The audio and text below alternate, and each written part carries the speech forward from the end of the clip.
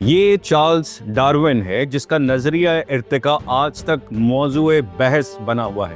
اس نے اپنی تھیوری شائع کرنے میں 20 سال لگا دیے کیونکہ وہ چرچ کی مخالفت سے ڈرتا تھا۔ ڈارون کی تھیوری آف ایوولوشن کے بارے میں یہ غلط فہمی پائی جاتی ہے کہ انسان بندر کی اولاد ہے، لیکن ڈارون نے ایسا نہیں کہا تھا۔ اس کا ماننا تھا کہ انسانوں اور بندروں کے آباء و اجداد ایک ہی تھے۔ ڈارون اپنے والد کی خواہش پر ڈاکٹر بننے لگے، لیکن وہ آپریشن تھیٹر میں خون دے کر بے ہوش ہو جاتے تھے۔ ڈاکٹری چھوڑی تو باپ نے کہا پادری بن جاؤ، لیکن یہاں بھی وہ ناکام ٹھہرا۔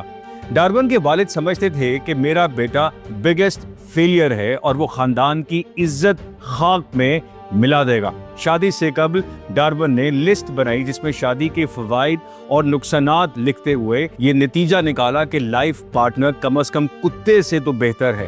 پھر اس نے اپنی کزن سے شادی کر لی۔ یہ ڈارون ہی تھا جو اپنی بیٹی کی موت کے بعد مذہب سے راہ فرار اختیار کرتے ہوئے ایگنوسٹک بن گیا تھا۔